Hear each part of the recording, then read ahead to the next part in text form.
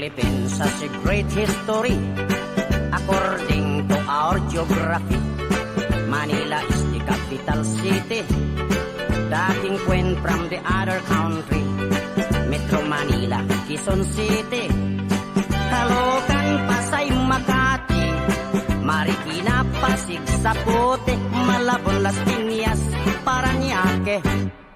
From the north, Batanes, Apare, Ilocos Sur, Ilocos Norte, Isabela, Cagayan Valley, Mountain Province, La Union, Baguio City, Nueva Ecija, Nueva Vizcaya, Tarlac, Pangasinan, Pampanga, Zambales, Bataan, Abra, Bulacan, Cavite, Batangas, Laguna.